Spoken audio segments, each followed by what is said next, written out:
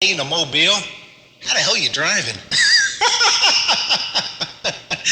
I mean, I know you set it up. You're probably not looking at where you're driving. Once you set it up, you're done. Um, and that's really cool, man. I hate people who pinch carriers. So, man, that is sweeter than hell. Yeah, Tempor, I appreciate it.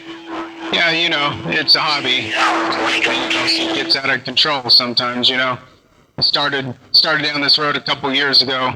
John got me into it, and yeah, I got a studio mic. I got a Heil pistol grip PTT switch, um, kind of it's locking Velcro, locked to the side of the mic, so I can actually key the mic. It's kind of cool, something different, no doubt. Oh yeah, I know, man. I know. I tried that one time in my mobile years and years and years ago, back in the '90s, the mid '90s, and it was hilarious. Doing the hi-fi. It was a direct injected direct injected 2510, and it was a mid '90s, early to mid '90s, and it was hilarious, man. I had an Optimod studio mic, and it got to the point I had so many wires, and every third time I would drive around, you hear a hum or something wasn't right. And I think within like 5 or 6 months, I ripped it all out and just threw in a President Grant. I got sick of it, man. It was too much. It was just too much work, man. Every time I turned around, there was another hum in there somewhere I couldn't find. It was just too tough in the mobile. Yeah, 10-4. Yeah, it is. It's definitely tricky. You got all kinds of different RF issues and everything else. You know what? I think some of that, what you're hearing, I pulled off the side of the road, and it looks like my positive peaks are peaking way too much, man. It looks like they're all the way up beyond 160, 170%. So I'm going to turn my carrier up just a little bit, knock that down a little. Audio 1, radio, audio. And now I got to put a little bit more audio back up in there. Audio 1, radio, audio check, radio, audio 1, radio, audio. I don't know, did that clean anything up, or is it still pretty much sound the same? I need a little more audio there. Hold on. Audio check, radio, audio. Okay, that still sound pretty much the same, or did anything change there? It sounds about the same. It's when you hit the syllables, your syllables. It's like you need a de-esser or something in there. It hits it really, really, really hard. But I'm rolling a whole gate there, so yeah, keep on talking, man. And like I said, man, within a couple hours, I'll throw that on the YouTube, and you just judge it for yourself, man, because you got me there. 20 over, and it's just almost perfection. So you lowered your peaks, but it's still there. Yeah, 10-4. Yeah, I think it's probably because I'm running too many high frequencies in there, so it's sounding distorted, and that could be it. I'll have to get into it a little bit when I get a chance. But yeah, what YouTube channel is that? Mustang 131 radio. Either Mustang 131 radio or Mustang Radio 131. I forget when it is. Just Google it, and it'll come up, man. I'll throw the whole Edicity video, so you can kind of see what I'm seeing, because it's very non-scientific. I'm just looking at audio, which means nothing. But it's just very odd. You'll see it too. You see a lot of that. Your audio just goes straight up, like really like boxcars. Really. It's like a lot. I guess you have a lot of compression and shut off there. With that modulator, or the way you got the audio set up. Yeah, I mean, it could be something to do with the processor. It's got a little bit of a kind of a punchiness in there, so that might be. I'm looking at my carrier. Yeah, I got a 90-watt carrier, and we got about, I don't know, 550-watt peaks or something like that. So yeah, it's I don't know, man. That's weird, because on my REA, the waveform looks good. It's nice and normal looking. So Yeah, that's kind of strange, man. I don't know. That'll be interesting to look at. Yeah. Also, I got my audio set there. It's 10 kilocycles wide on the audio, so that would be 20 RF, 10 kilocycles wide audio, and you hear that in there. But if I narrow it down, it actually sounds pretty good. When I narrow it down to about 5, it sounds real good. So something's happening on the high syllables. But you're gonna hear that and you're like, yeah, that Mustang's an asshole, man. He's being too nitpicky.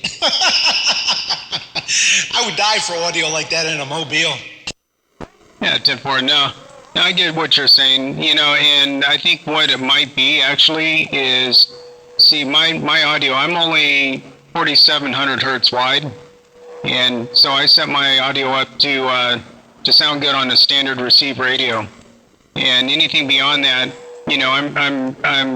I've got a low pass. My low pass is at 4,700 hertz, or I'm sorry, 4,600 hertz. And beyond that, there's going to be harmonics that'll kind of be out there. And so, yeah, if you're listening out beyond the bandwidth of the channel itself, then that's probably what you're hearing. But yeah, that doesn't really concern me. If it sounds okay, if you're only as wide as a channel, then that's really what I'm going for. Yeah, 10-4, 10-4. Yeah, I just keep it wide open because I broadcast at a little bit more. It's like 10 and a half. My brick walls at 10 and a half kilocycles. That are brick walls at a 10 and a half kilocycles audio. And so I just leave it wide open, man. 10 kilocycles audio wide, so I can hear myself. And I used to narrow it down. And if I get on the bowl and I'm fighting it out, and then every knucklehead fights it out there, I'll narrow it down to about 3 kilocycles if I got to. Get rid of the bass and put this thing in meltdown mode, non-linear, non-trapezoid. Class C splatter box harmonic mode. Oh, it depends how much I'm drinking, but I try to keep it clean, man. Try to keep it biased for Class AB. Right now, I'm running just about a perfect trap across here. As linear as I could possibly keep it. But yeah, I hear you, man. For mobile, man, you usually don't get that kind of audio, and it's cool, man. That's really cool. You're running a modulator in a mobile, and yeah, John's a hell of a guy, man. That's for sure, man. It's pretty cool. You got that all set up with the audio and the processing, and you're doing it right, man. Kind of envious, man. You get to drive a truck around and talk on the radio all day long and shoot DX, man. That's pretty cool. I guess the only problem is that with all that RF floating around in the cab these days, man, it might be a pain in the neck. Yeah. It's I've set this up. I started setting this up about 2.5 years ago, and I've been refining it, for the last 2.5 years, trying to get the RF under control and all the computers in these trucks these days, and it's all about trying to keep it as clean as possible. You start running dirty power, man. The dash will light up and all kinds of stuff, but yeah, this is nice and clean. Is about as clean as I can get it. I'm using a Texas Star. It's an AB bias amp, so it's a really good cheap amp. It's not anywhere near as good as a ham amp, of course, but for what I'm doing, it does a pretty decent job. But yeah, it's always a challenge, man, trying to get this stuff figured out, no doubt.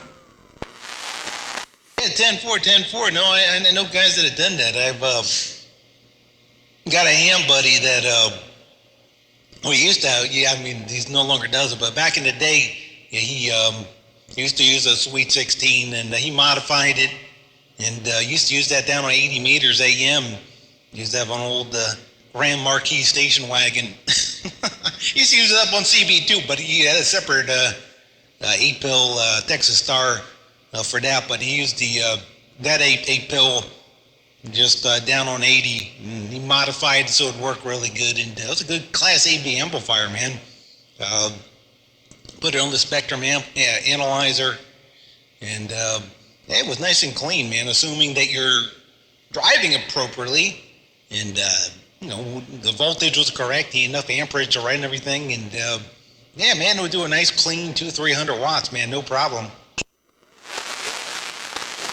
Yeah, 10-4.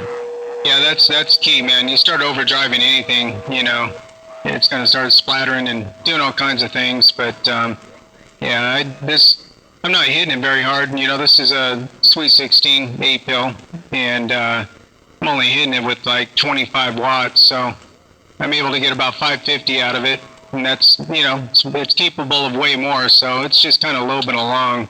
But hey, could you do me a favor and put your bandwidth like as wide as a regular, as wide as a regular channel, and see if you can still hear that weird sound that was going on? I can narrow it down just a wee bit, man. Okay, you're not going to hear it on the gate, unfortunately. But I'm going to hear it through my headphones, so it's going to be a little weird. Because I got a separate, I got a separate equalization for that. It's just the nature of this beast here. But go ahead, give me a speak, and I'll take a listen. 10-4. Yeah, I appreciate you doing that. Yeah, I just wanted to see if it was still sounding a little bit strange near the top end, being about as wide as a regular CB channel, 5 kilohertz on each side of the carrier. So yeah, just kind of curious about that. Okay, I put it with a 60 dB drop at 3 kilocycles.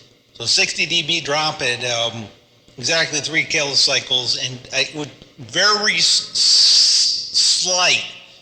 You can hear it, but it wouldn't be noticeable.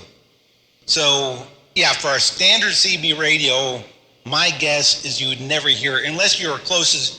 I mean, we're close. If you were like neighbors, and he had somebody who's an audiophile, he'd probably hear it. But with the 60 dB drop at 3 kilocycles, it's barely. I mean, dude, it's there, but it's not something you'd notice. Okay, well, good deal.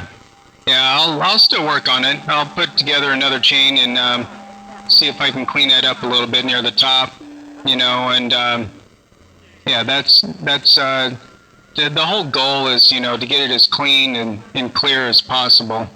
And it's always going to sound a little bit different on one radio to another, but the goal is nearly impossible, which is to get it to sound good on everybody's radio. But yeah, we'll keep after it. Keep trying to improve a little bit. And let me push some more a little bit. There we go. Okay, yeah, I put a little more audio in there, just a little bit. Anyway, man, I appreciate it. 10-4, 10-4, 10-4. It sounded good, man. But I got to run here. What do you want? What? Okay, all right, my wife wants to grab me, so I'm going to save this file there. Good talking to you, Bobby Bushee, man. That's a killer sound radio, man. I hope I can talk to you sometime in the future. Boy, that is super cool. You got that set up in a mobile. Man, I could talk to you for hours, man. I'm setting up my mobile right now. I'm got another key down, working on another key down mobile. Got a pair of threes I got in my Suburban I'm working on right now. And working on a hi-fi rig and a key down rig and a Class C rig and a Class 8B rig and everything in between, man. Grounding the snot out of everything right now. I'm hoping in a couple of years to be done with it, man. Got a couple more alternators I got to put on there. And it's about a 3-year process. As you know, man, you got to get those, at least in the vehicle, the AC amplifiers and ground the snot out of everything. But it's a 74 with a carburetor, so it ain't much electronics to worry about. But my wife is breathing down my neck, so I got to run the heck out of here. So I'm going to throw this on my YouTube page, man. Get going there, keep it safe. And pleasure talking to you, man. Hope we do that again, man. Joe, okay, man. Yeah, it was real good talking to you. Finally get to talk to you in radio to radio, I've heard you on John's Gates and stuff like that before, but anyway, You have a good one, man, and good rest of your weekend, what's left of it, and we'll try and catch up with you soon. Bobby Bushee, back quiet.